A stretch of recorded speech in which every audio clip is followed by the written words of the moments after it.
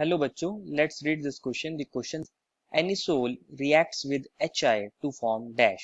बच्चों इस क्वेश्चन में हमसे पूछा गया है कि अगर हम एनिसोल की रिएक्शन HI के साथ कराते हैं तो हमें क्या मिलेगा। तो फर्स्ट ऑफ ऑल बच्चों इस क्वेश्चन में हम की कंसेप्ट की बात करते हैं। इस क्वेश्चन में की कंसेप्ट क्या होगा बच्चों, हमारा सब्स्टिट्यूशन रिएक्शन। जब हम एनिसोल की रिएक्शन HI के साथ कराते हैं तो यहाँ पे हमें एक सब्स्टिट्यूशन रिएक्शन देखने को मिलती है जो मोस्ट ऑफ द केसेस में SN2 मैकेनिज्म को फॉलो करती है, SN2 मैकेनिज्म को। तो अभी देखते हैं कि ये रिएक्शन होगी कैसे। फर्स्ट ऑफ ऑल हम एनिसोल को देखते हैं। एनिसोल क्या होता है बच्चों, हमारा methoxy benzene, that is benzene ring के ऊपर यहाँ O और CH3 ग्रुप होता है अटैच, ये हमारे double bonds. This is anisole. अगर मैं इसकी रिएक्शन HI के साथ करा देता हूँ तो ये हमारा HI है, और HI क्या है बच्चों, एक एसिड है, तो ये क्या देना पसंद करेगा, H+। क्योंकि जो हमारा एनिसोल है उसमें ऑक्सीजन के पास क्या होते हैं, लोन पेयर होते हैं, वो एज अ न्यूक्लियोफाइल इस पर अटैक करेगा और अपने इलेक्ट्रॉन पेयर को इसको डोनेट कर देगा। ये बेंजीन रिंग हमारी एज इट इज रहेगी और ये हमारा O, और इस पर मैं लगा देता हूँ H, और ये हमारा CH3। क्योंकि ऑक्सीजन ने अपने इलेक्ट्रॉन पेयर डोनेट करे हैं तो उसके ऊपर कौन सा चार्ज आ जाएगा, पॉजिटिव चार्ज।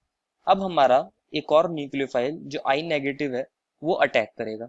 वो उस कार्बन पर अटैक करना चाहेगा जहां पर हिंड्रेंस क्या हो, कम हो। एक कार्बन हमारा ये बेंजीन वाला है, और दूसरा कार्बन कौन सा हो सकता है हमारा, ये CH3 वाला। तो अगर आप ध्यान से देखोगे तो बेंजीन में यहाँ बहुत सारे हाइड्रोजन्स भी अटैच हैं, तो यहाँ हिंड्रेंस ज्यादा है। तो ये कहाँ जाना पसंद करेगा, CH3 के ऊपर जाना पसंद करेगा, क्योंकि वहाँ हिंड्रेंस कम है। तो हम ऐसा लिख सकते हैं ये वाला जो कार्बन है ये मोर हिंडर्ड है, तो ये आई नेगेटिव यहाँ जाना पसंद नहीं करेगा, क्योंकि आई नेगेटिव इटसेल्फ एक बड़ा न्यूक्लियोफाइल है। आई का साइज बहुत बड़ा होता है, हम जानते हैं। तो आई नेगेटिव जब इस CH3 पर अटैक करेगा तो ये जो CH3 है अपने दोनों इलेक्ट्रॉन्स को ऑक्सीजन को दे देगा। तो हमें क्या मिल जाएगा, CH3I plus OH, again a benzene ring. Phenol मिला है हमें, और मिथाइल आयोडाइड मिला है, मिथाइल आयोडाइड। एंड क्वेश्चन में हमसे यही पूछा था कि क्या मिलेगा अगर हम एनिसोल को HI के साथ ट्रीट करते हैं।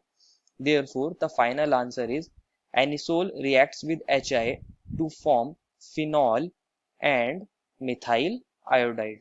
I hope you understood it well, and best of luck.